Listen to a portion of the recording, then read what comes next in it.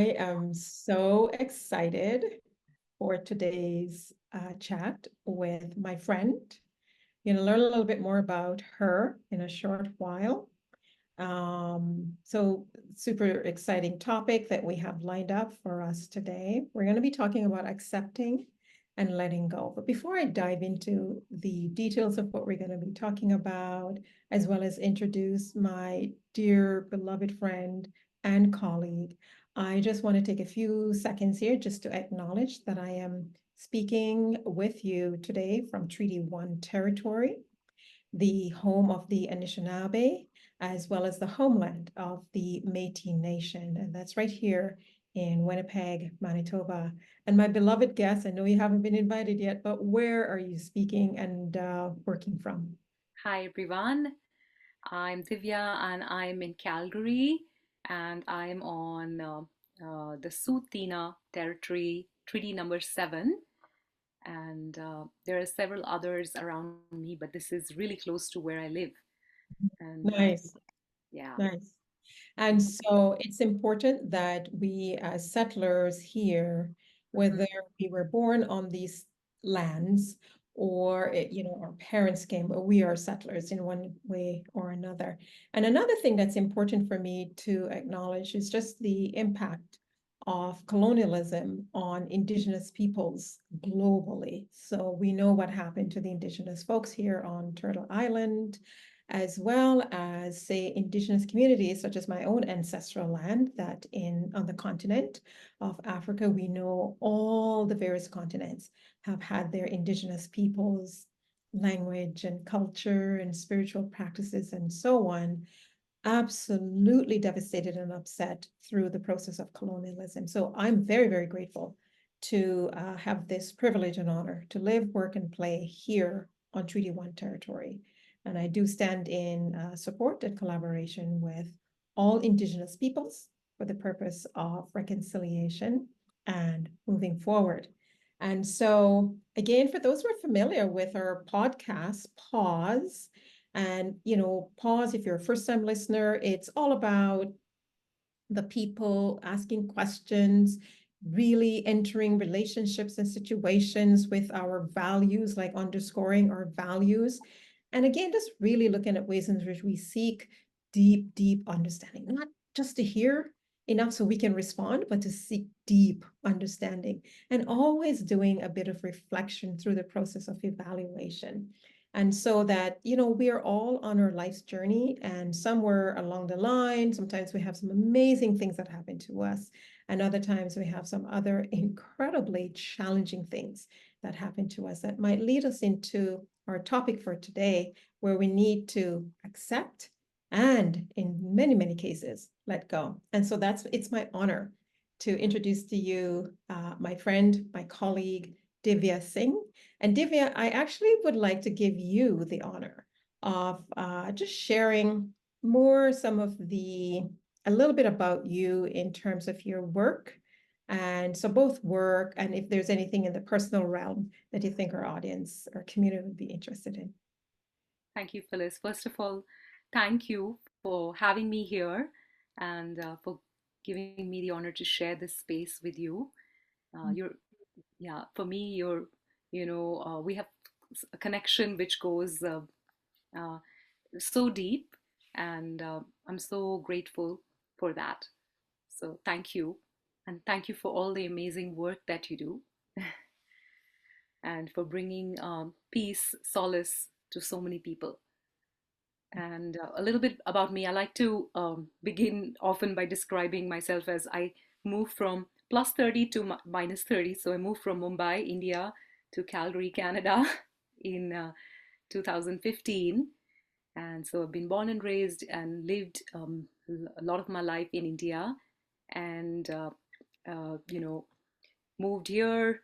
I have a background in business development and sales, and that actually then, uh, translated into some business development and sales experience here, but also led me to a personal transformation, something that really kind of sits with this whole theme that we're speaking about, a personal wellness transformation or an inner transformation. And yeah, along with that, that personal transformation led me into uh, not only kind of taking the time to develop my own inner strength and find more inner peace, but also then, when something is so good, you can't help but share it. So also have the opportunity to share through, wellness practices with the Art of Living Foundation. So I volunteer my time through teaching meditation programs to different diverse cross sections of society, as well as I'm a mom of a 2.5-year-old, so that's really my prime role as of now. And I'm also a marketer, copywriter. So that's just a little bit about me in a nutshell. Yeah. And you say it's little, but it's quite a lot. And it's one of the reasons why we met almost 4 or 5 years ago. And I had reached out to you, well, someone here in my Mm. city, and they pointed me to you. And that's just how the universe really works. Because I was Yeah. meant to go through that other person to get to you, and we've stayed connected ever since. So we've worked together for some of my clients as well as I've attended some of your meditation teachings and workshops, and I've found them to be invaluable. And so I just really appreciate and do extend deep, deep gratitude for your willingness to come and share. It's going to be so exciting talking about this. So, and again, just really to my community, again, if you're new here to the podcast pause, Hmm. I want to really welcome you and just let you know how honored I am that you've taken your time to join us. And for those of you who are known to this podcast, welcome back and really appreciate it. We just want to encourage you to put some notes in, ask some questions. And once this is made available to you, I'll always respond. So pause is a growth mindset tool and it's a coaching tool. So for those of you who know me, my background, multi-potentialite, that's who I am. And I just play to that nature. This is how the universe created me. I have multiple interests and skills, and I'm very fortunate to have been able to develop many of them. So as a professional certified coach, part of my work is to work with leaders, primarily leaders just across the organization. And so this pause podcast came about from that work. And so it's a growth mindset. So it's a mindset, it's a way of looking at life as well. It's a tool, it's a coaching tool where we can work our way through the 5 steps and coach ourselves into, I guess, getting through whatever it is we're going through or getting to where we want to be. So without further ado, I want us to, again, just kind of look at the topic of accepting and letting go. There's lots going on globally, locally, nationally, you name it. And there are many, many things that all of us are feeling. So we know that we're not experiencing things alone because we have shared energies. And so for me, Divya, when I just kind of want to go back to your bio. So as I was preparing, I just want to make sure I didn't miss anything. So I went on LinkedIn and I read your bio, and it shows the diversity of skills and interests that you bring to this world. And I also noticed that you listed beyond my professional expertise. That sprung out at me. So you said, beyond my professional expertise, you're a passionate meditation practitioner, instructor, and wellness coach. And I just want to hear a little bit about that. Can you share a bit about that and, this beyond your professional expertise? Yeah, thank you, Phyllis. And sometimes on professional networking sites like LinkedIn, you have to kind of word it like that. But really, if there are times when people ask me, "What is your qualification?" And sometimes I tell people it's not that I am an engineer or an MBA or a business development professional, but the fact that I had the opportunity to learn tools to become a better human being. Mm, mm, you know Somehow, like, yes, one kind of says beyond, but really, I stumbled upon some of these tools because of the career that I was in, which was a high paced, high stressed, very demanding kind of a job. And so having to be on the front lines, dealing with customers and having to go through the stresses of the day, um, really kind of was taking a toll on my well being. At the same time, dealing with some situations in personal life, right? And I was at a stage in my life where I was in denial. It was like, I don't need anything, I'm good. You know Mhm. how that culture of go, go. So I was in that kind of a mode. And till a time where, the breakdown happened, so called. And, really our problems, or my problem, if I look back, as we call them first world problems, is really nothing in contrast to somebody in another part of the world. But for us, that problem is huge in that moment for anybody. And so it was really my mom who had been so patient with me over the years. And at that point, when she saw that she's ready to pause, she was the one who kind of encouraged me very gently to really take time for myself. Yeah, Mhm. just to be, and Mhm. Mhm. to put on hold everything that's going on because life would still go on. But unless I kind of went within and took that time to center myself, uh, I wouldn't have the strength to deal with what's happening outside. Right. So, so important. I tell you, mothers are powerful. I have one of those mothers who she is my hero, and I really look up to her, and she's always there. And she just sees things that I can't see to this day, right? I'm a full-grown adult, and yet I can say something to her, and she just brings incredible insight and depth to the situation. I'm like, wow, she's 92 years old, and I just absolutely love her and celebrate her, right? So, yeah, with your mom recognizing the need for that pause, as you said, I'm just wondering, what was that process like for you, and whether it was something that you accepted immediately because it came from mom, or okay, you're saying no. So, what was the process like for you? So for me, there's different channels with which one can experience healing and transformation. And for me, it happened to be the Art of Living, which is Gurudev Sri Sri Ravi Shankar's organization around helping people be their best selves. And And so, just let me pause you there quickly. So yeah, just for our listeners, I'm going to ask you just to say it a little slower so that they can hear the name, and sure, then sure.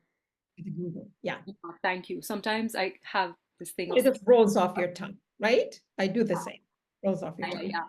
So the organization that my mother had been in touch with, so she's a scientist and she was on a journey to seek inner peace, and she tried different things, and finally she came across the Art of Living, a large global nonprofit founded by a spiritual master who's still alive and still spreading the wisdom since 42 years. His name is Gurudev Sri Sri Ravi Shankar. uh, Yes. the guru is master, someone who takes us from darkness to light. But what's beautiful is his knowledge, his wisdom is very, though it's timeless, it's very practical for our day and age. Mhm. So for me, I was in that stage in life where I felt spiritual practices, meditation are for people who retire and, really want to like slow down in life. I'm good. And I kept telling my mother, I don't need anything. But then she was like, no, look at you, you're a mess. And I said, okay, mom, I'll go to the program if you come with me. Mhm. And so I reached this program really late because I was at a meeting. And then the teacher who was teaching the course was, after a few maybe hours, said, you're just here, but you're not participating. And Mhm. I had, sorry? They noticed. He noticed exactly. And here's like a master meditation teacher who's trained with people from NASA and Harvard. So he had really, grip on how to kind of bring people back to their selves. And I was like, no, I'm okay. I've paid the fee and I'll do whatever it is that I want to. And so then, series of other things happened, exchanges, and then I found myself on stage with 150 people. Okay. At one point, I said, this is not working for me. I'm going to leave. And I just took everything and I left and I went home. And I was at home crying my heart out. And actually, all of that was me melting away all those ego and, years of stress.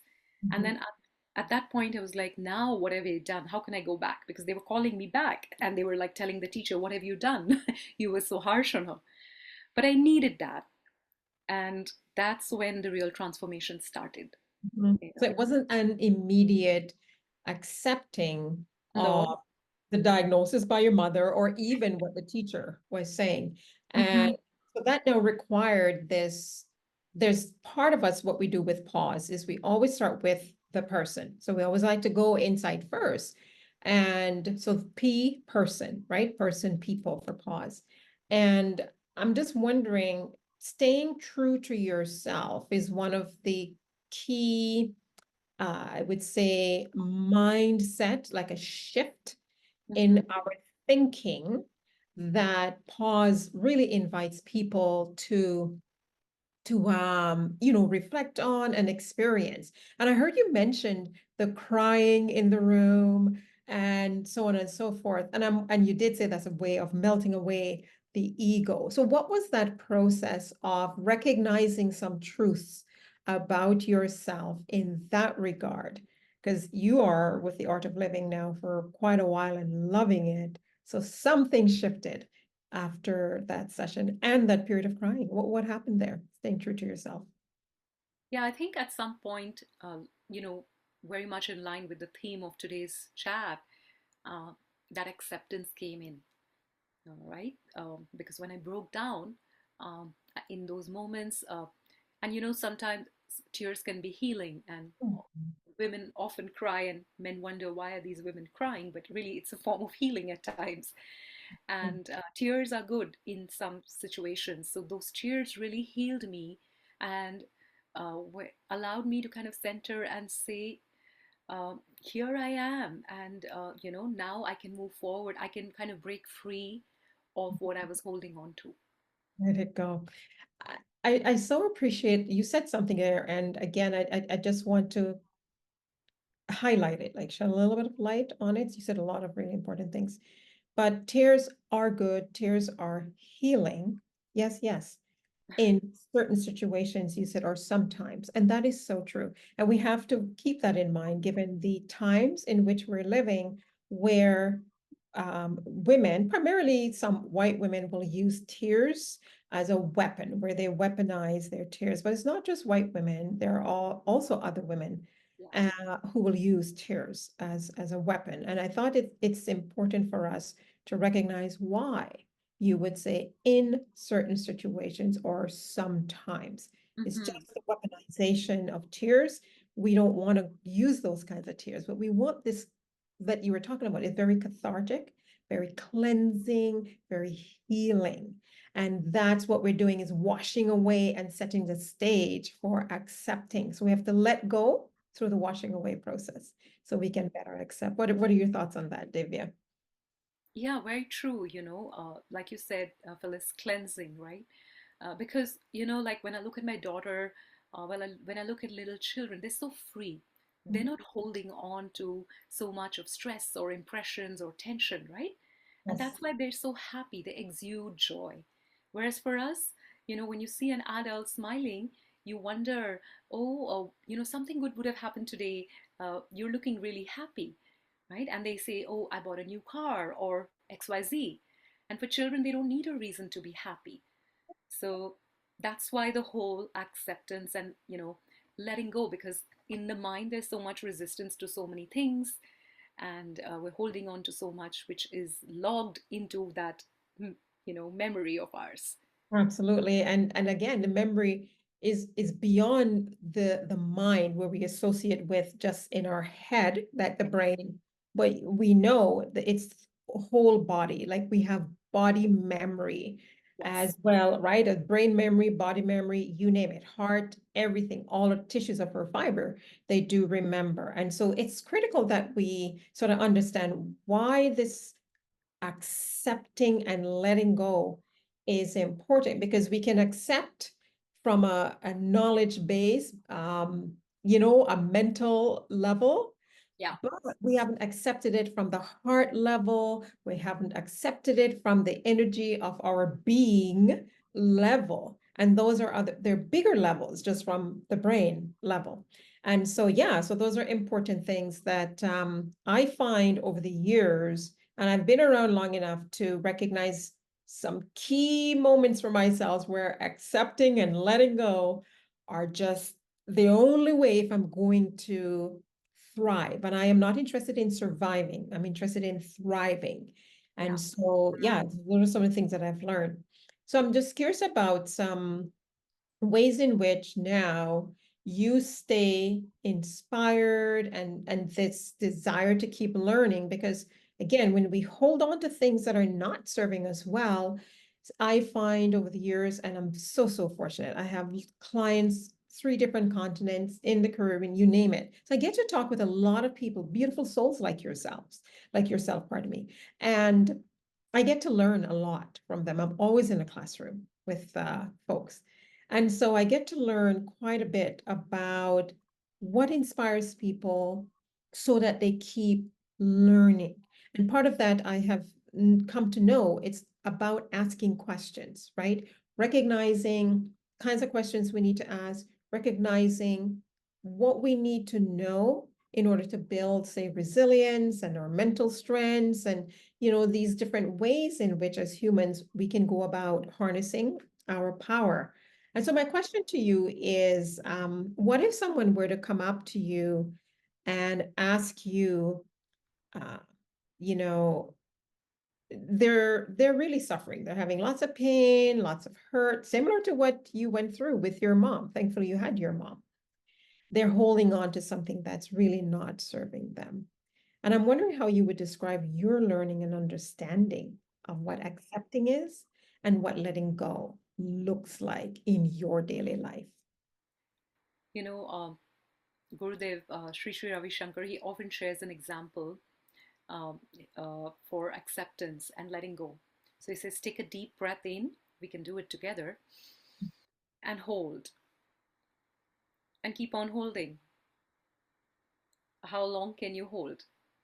6 seconds, they say. Is it Yeah. 6 seconds or minutes before the brain gives At some point, you have to let go, you have have no to let choice. go? Yes. Mhm, So, mhm, he says, eventually time will heal and you will have to let go. But if you're able to consciously let go, then that is, inner strength. That is your power, right? And mhm, the thing is, if you look at life, and this is all from Gurudev's teaching, he says, all through our life, we've had moments where we've had, uh, you know, a tantrum or cried over something. We've been in non-acceptance, and then we've let it go. For example, when we were a child, we cried over not getting a toy. As you grow older, it was a friend. You grow a little older, it was maybe a job or something else. So mhm. you kept kind of moving on and letting it go, right? So this is a journey, and just knowing that wisdom, looking at life from a larger context, makes us feel like, this whole life is like a dream, and you've gone through so many situations in the past which have looked really hard, but you've overcome them. So reminding uh, the person about that gives that boost of strength that I have done it in the past. It's So what it does. powerful in this moment too, right? Yeah. It really does. And it's a very positive way to approach this somewhat difficult topic for some people about accepting and letting go. And I think that works for the majority of people, and especially those who are at a stage of readiness to just move on to another level. And so it makes me think about a family member of mine who just never let go Mm. of a situation that resulted in like a breakup. And we're talking years. This is an elder in the family, an elder. And this happened when they were, I would say, in their maybe 40s, early 40s or so. And they actually left this world holding on to some of those things. And it's funny, but that elder after a while, because I got to know them quite well, we got quite close, they shared a beautiful poem with me Mm. from, I think it's Khalil Gibran, I think is the last name, Gibran. And Yes. it talked about that, for example, that children, because I had young children then, they're not ours to keep.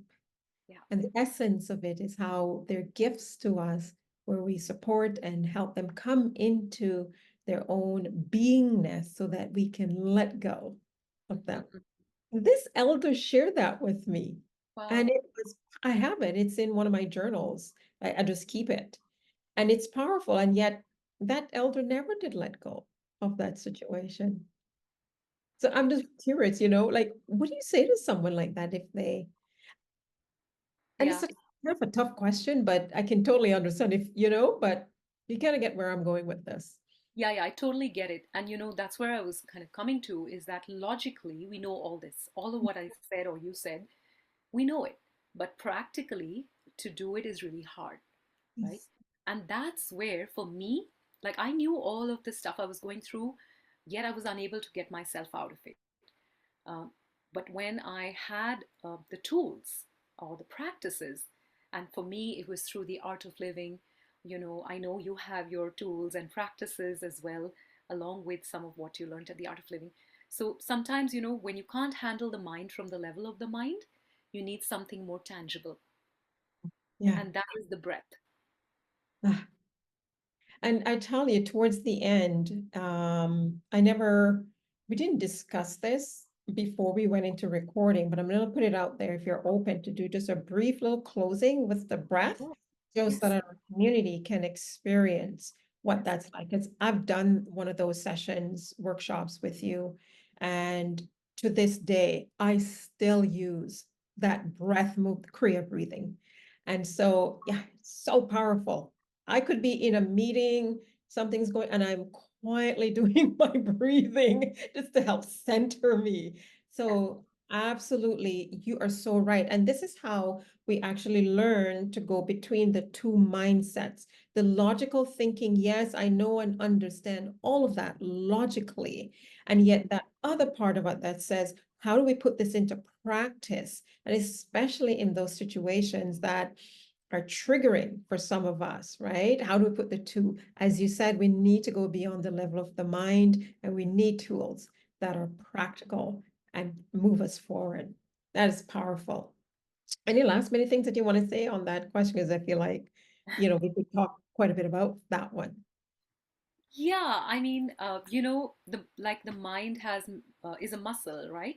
So it has elasticity. So just like we build muscles like resistance and tenacity, the same way with the practice and with regular practice, we're able to build the endurance of the mind too. So then, when triggering situations come, stressful situations come, our response and our recovery is better, right?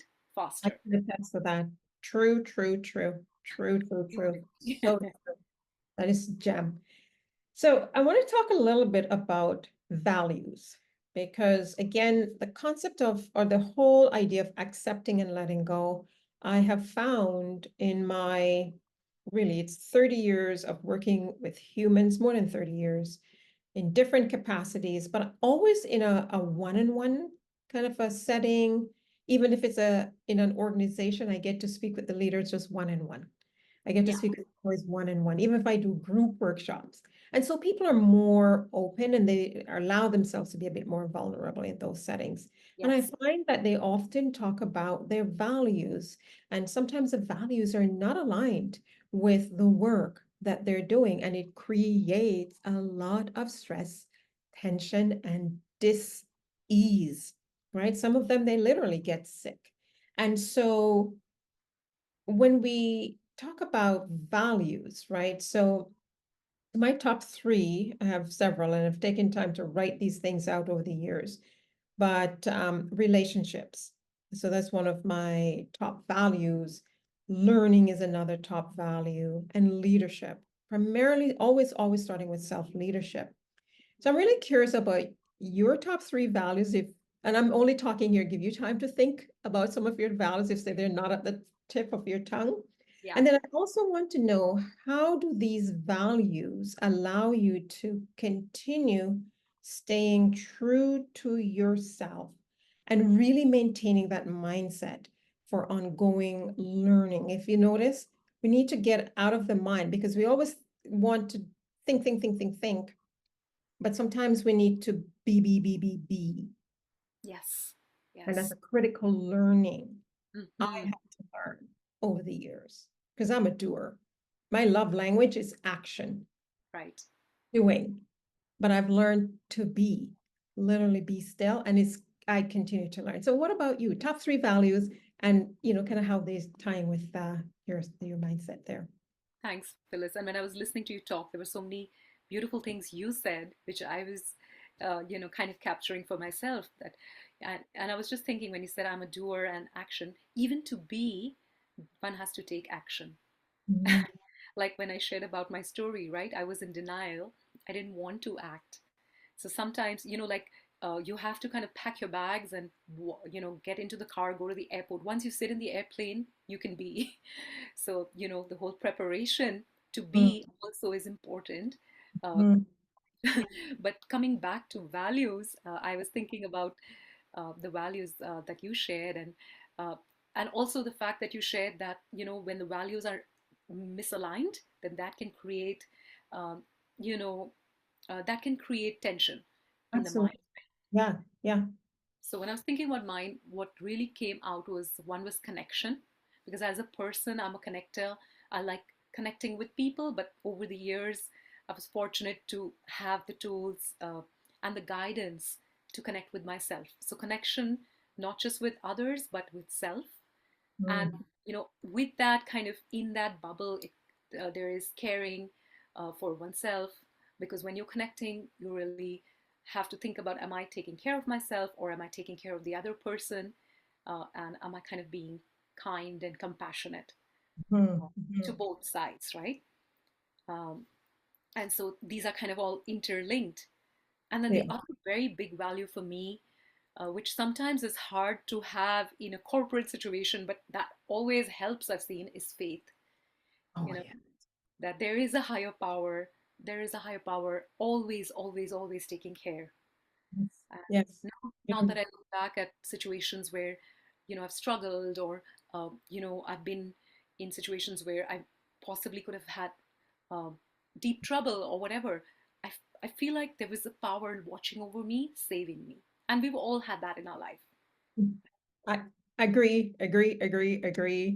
Um, so for me, 100% in agreement. And again, quickly touching on your point about faith being a value, it is a value for a significant proportion of people, whether they identify with a formal group or an informal group, or they have their thing where they each morning, night, or whatever it is, they are sitting in silence or whatever it is, walking by themselves, and they're connecting to their source, to that universal energy that really holds us all together. And so, yeah, I am all over that. I know that to be true, and it's so unfortunate that in some workspaces that is not encouraged. It's people feel they have to hide that specific type of value, because it's frowned upon. And yet it's funny. The very people who are perpetuating the need for them to hide it, they too have those values, right? It might Yeah. not be the same faith-based, but they have that faith in, as you said, a supreme, a higher power. Yeah. And faith, it need not just be in a higher power, but you have to have faith in something. Either you Bigger have. than ourselves. I think that's the critical piece, bigger than ourselves. What are your thoughts on that? Because if it stops at us, for me, and some of the readings and such that I have done, if they say the buck stops at me, that's scary. You mean I am it? That is scary. And when I read that, it might have been Wayne Dyer. Sorry, Hmm. it's my thing here just popped up. Um, That's okay. yeah, he said that it was like, that is true. If I am it, that is scary because I know how I am. I'm a work in progress. I am not done, you know? And so, yeah, I think it's important that we understand that. So, but what are your thoughts on that in terms of that something higher than us?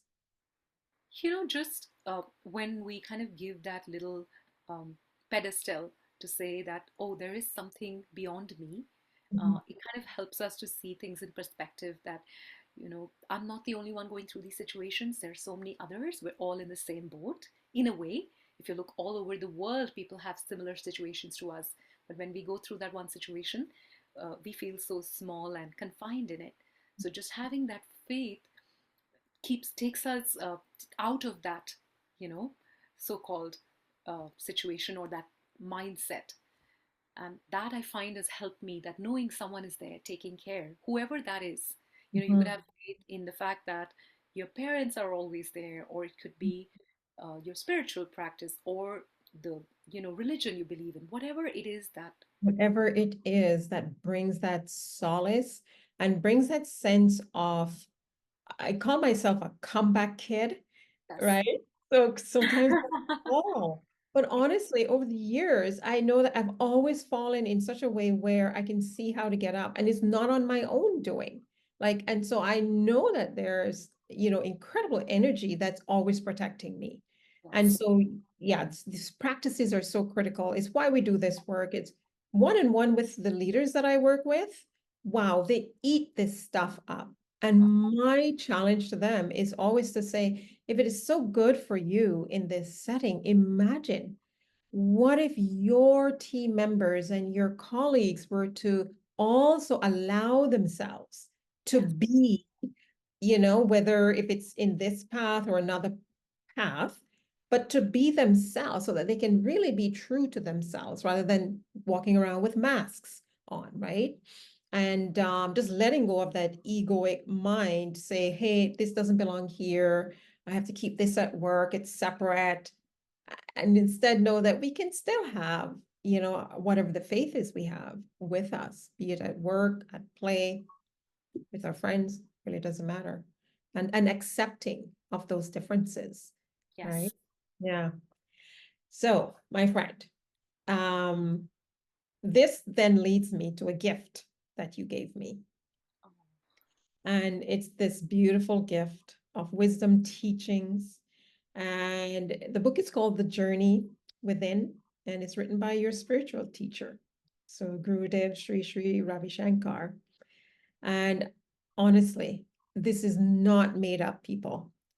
I'm preparing for this, and I always like to have some questions so I can understand where I want the guests and myself to go so that I can be of service to you, the community. And this inner voice just said, oh, just pick up the Journey Within book and see what it has for you. No word of lie. I picked it up and it fell open to page 86. And I think I had it written down here where the headline was Tolerance and Acceptance Are Not Virtues. And I'm like, are you kidding me? It just popped up like that, right? And so I don't know if you have it there with you, but I can always grab. Do you have the book with you? I do. I can pick it Yeah, up. actually, and I can grab it myself. Yeah, so as I was saying, so this is the book. It's a fantastic read. And actually I'll probably make this our recommended reading for this month's podcast. I think that's what we'll do. But did you want to read? Actually, I'll read it. I'll put my glasses on and I'll read it. So it says here, acceptance and um tolerance and acceptance are not virtues. And this is Sri Sri Ravi Shankar speaking. So he says, many people think tolerance is a virtue, but he says tolerance is a negative term. Tolerance indicates a deep sense of dislike. If you like something, there's no question about whether you tolerate it. When you're tolerating something, it means you're temporarily putting up with it. Tolerance is a potential volcano. You're just waiting to explode. At any time, tolerance can turn into hatred. Tolerance indicates a sense of separateness, small-mindedness, and limited awareness. And he goes on to say, acceptance can also be seen as negative. You accept only that which is not lovable. That is powerful. And I'll read the final part of this, but I'll pause here and get your take on what your spiritual teacher has to say about acceptance and letting go. When you told me about this knowledge sheet that you were going to read, uh, it kind of immediately a situation that had happened in my life, and it's kind of somebody and a situation that I've been dealing with for quite a few years now. And we spoke all about acceptance, but it's not easy, right? It's really difficult to do. And I was in a silence retreat with the Art of Living, which is a second step after doing the sky breathing. And this was 17 months postpartum, so I had so much going on. And I asked the teacher a question about this, that I have to tolerate this thing about this person. And that's when she responded back with this knowledge sheet. And she said, you know what? Can you move from tolerance to acceptance and then from acceptance to love? Because she said, if you're tolerating somebody, you see how negative you're becoming in your mind and see how you're feeling with that energy. And that really hit me. I said, oh my God, the mantra is to save my mind at any cost, or save our minds at any cost, because that's what's valuable, right? Our own inner peace.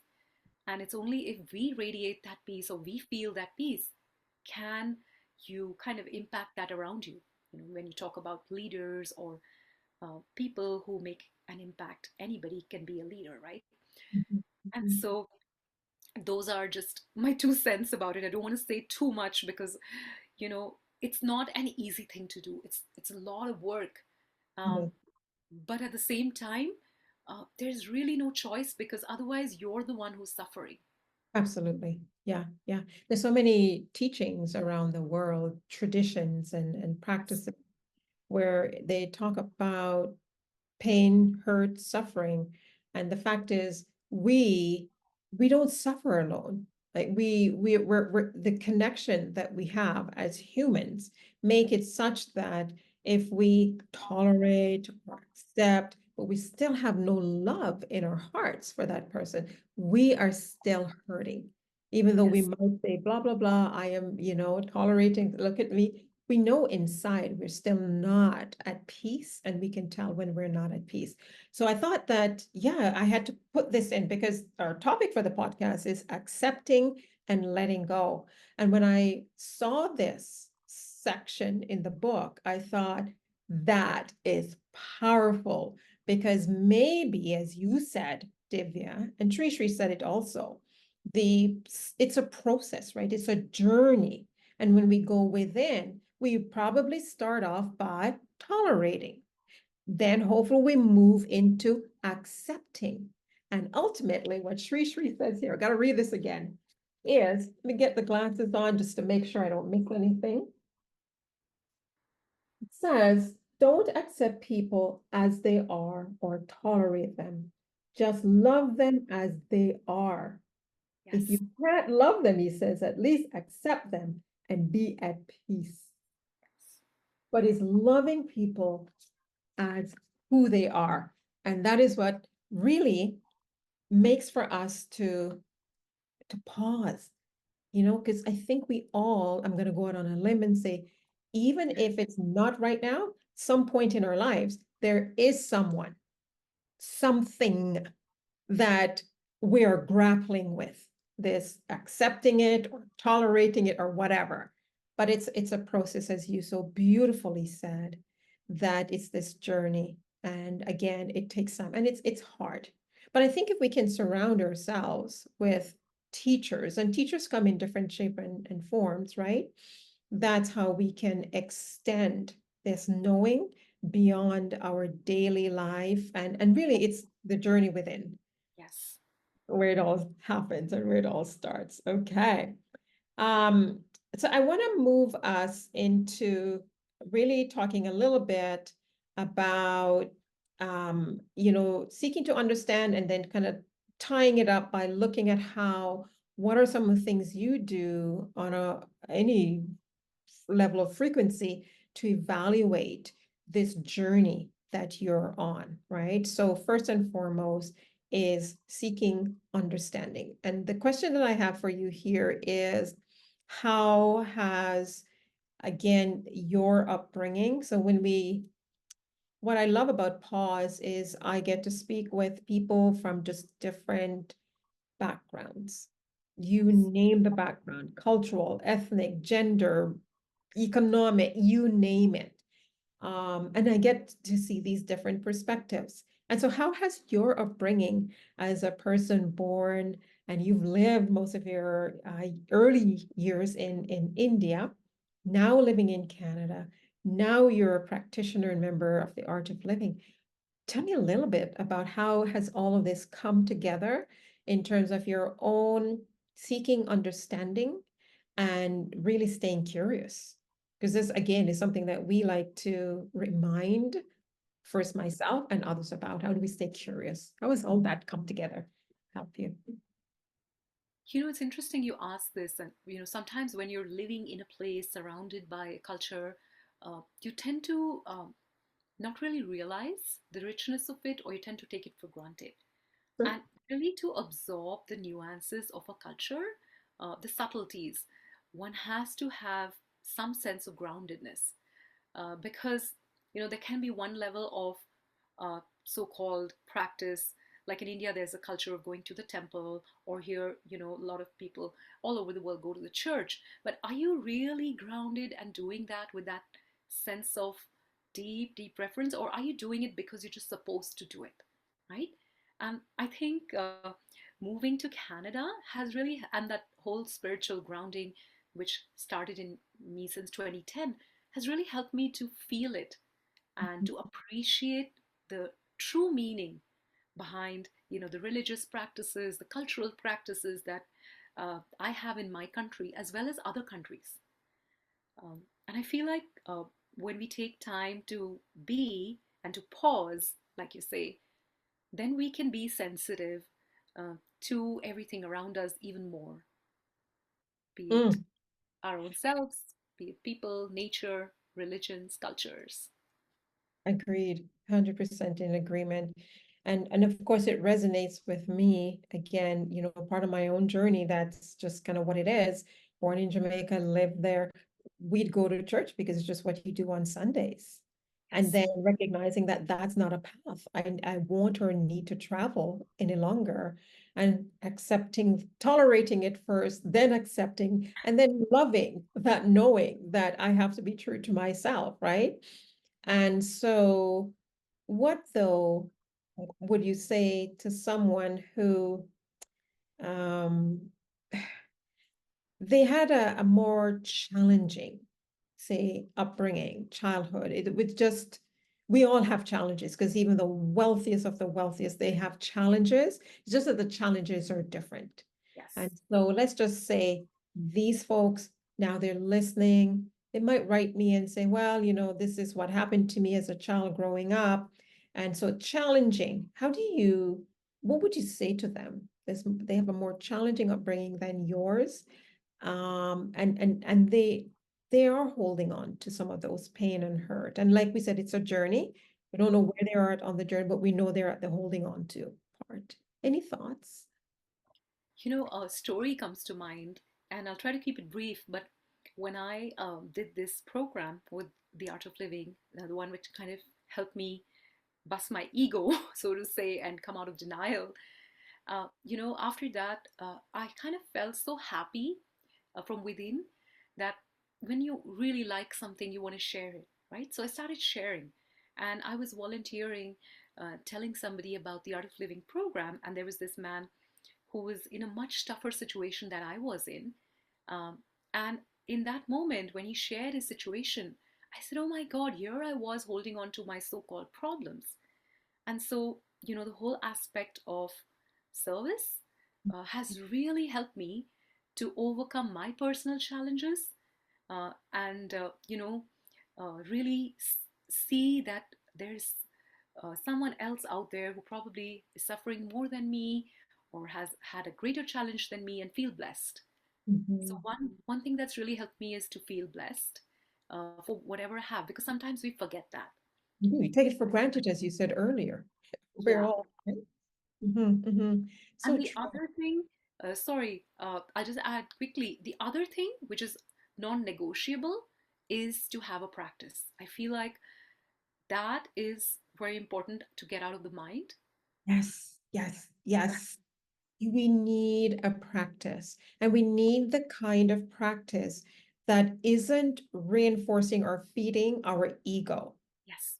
The practice needs, because, and I say that only because there are people, they do have a practice. So they'll buy more stuff, feeding the ego, Yeah. eat more of whatever, because of where we live, we just have so much, and so on and so forth. So that practice of getting out, letting go of that egoic mind, right? Yeah. Is critical. And again, because we have different backgrounds, different motivations and interests, we'll find that practice. I think there's something for everyone. Yeah. Just a practice that allows you to pause, like your t-shirt says. Oh. Right? And I find one of the habits I've cultivated for the last, it's a little bit more than 20 years now, is the pause. And it's how this came about. Because in my calendar, I rarely see clients between 2:30 p.m. and say 3:30. So that's kind of my lunch time. But I don't really eat lunch then. I shut down. I go into meditation. I Wow. and so it's just something that's nourished me over the years deeply, and it helped me face some of my truths that I didn't want to face. So, any final practical tips, Divya, about accepting and letting go that you have for our community? Yeah, I think we've spoken so much, really. But I feel like being kind to oneself is also important. And sometimes accepting that you can't accept is okay. But eventually, just being selfish about your own peace, Mm. because like there's a saying, self-care isn't selfish. So really prioritizing that, like you shared, Phyllis, despite your busy schedule, despite working with senior leaders, taking that time to pause is something you do every day. So I Mhm. do that too. It's non-negotiable. Even though I have a little child, I feel like I can't be my best self to her unless Yes. I've taken that time to ground. So that's something which I would say to everyone out there. Uh, and Yeah. I'm sure there's so many of you listening who are seeking something higher, deeper. So yeah, just pause. Let's pause. That is so powerful because, being of service, which you mentioned earlier, is a great way for us to stop, take the light off.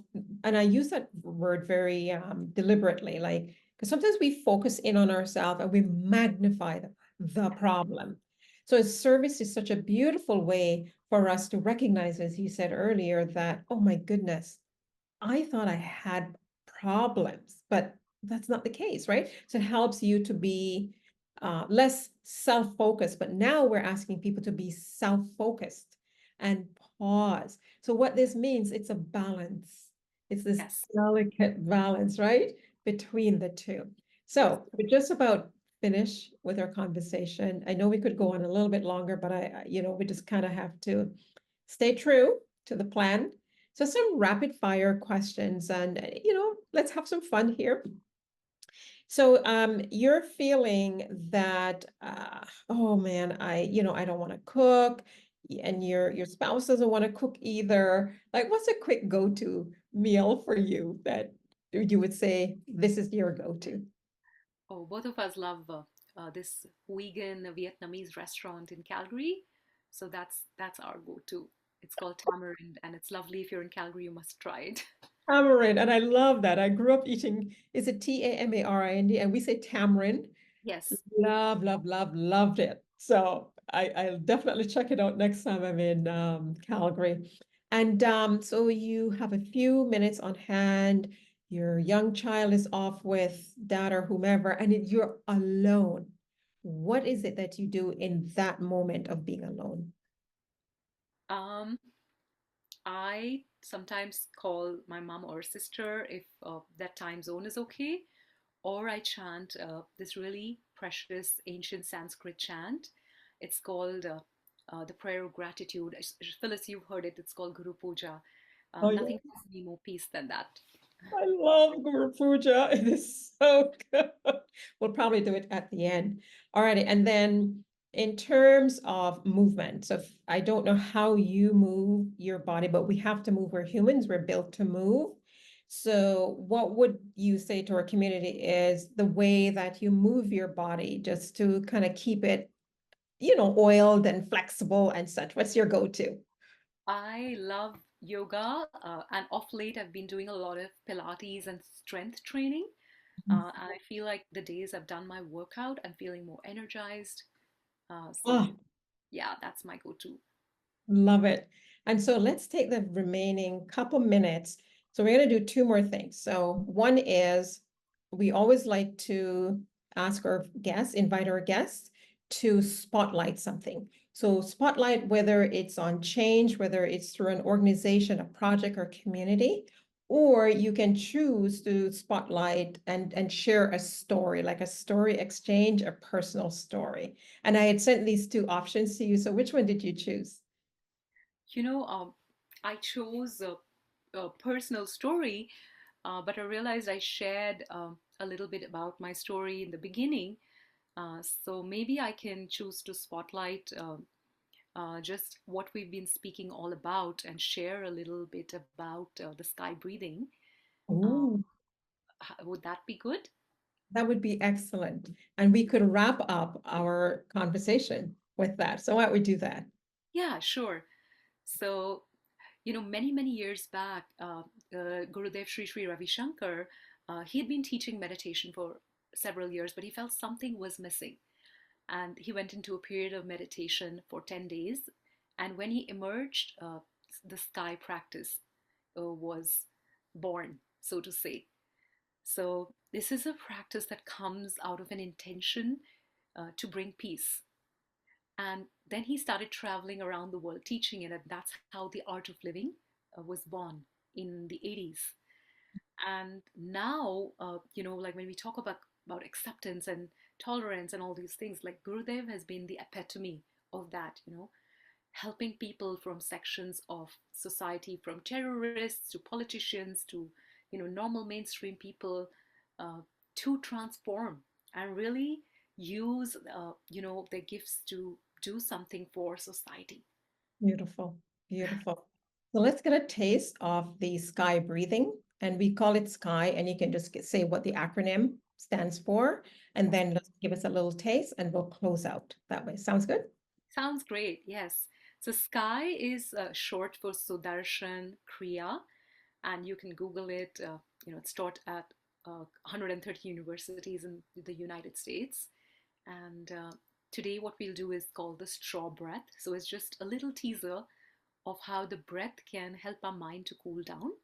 And interestingly, when I had done this breathing with one of the corporate teams, they said before they had to do exit interviews, they used it Ah, and it really helped them to feel centered because this is such a difficult uh, job, right? To do. Not even exit, it's like when they had to lay off people. But I'm looking mm. at the time, so let's just begin. So we can start with eyes open and then we can gently close our eyes. So we've all had a drink through a straw. So we're going to breathe with an imaginary straw. So how we do it is we make a circle with our lips. And first you breathe in through the nose. And now breathe out through that imaginary straw. Imagine you're holding a straw and a long, gentle, deep exhale. And now let's close the eyes. Take another long, deep breath in through the nose and exhale through the imaginary straw. Make the exhale as slow and long as you can.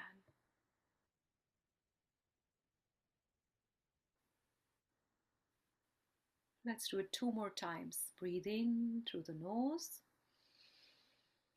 And as you exhale, relax the shoulders, the body, whole self.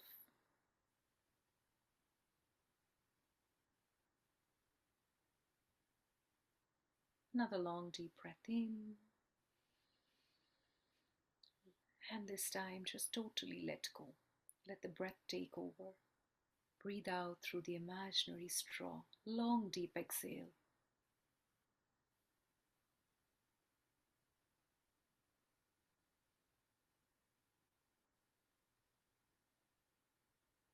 And come back to normal breathing. Another deep breath in through the nose. And let go. And a gentle smile. And whenever you feel ready, you can slowly open the eyes.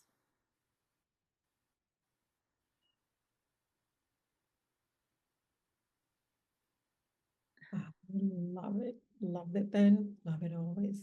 It's one of the breaths that breathing at work that I do since that workshop. And I could feel my shoulders just melting.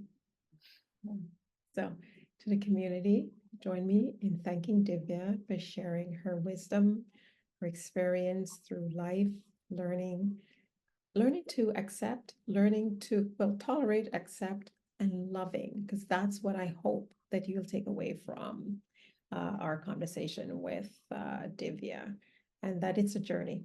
And there's moments where it's tough, it's rocky, but remember the breath. Like we're nothing without our breath.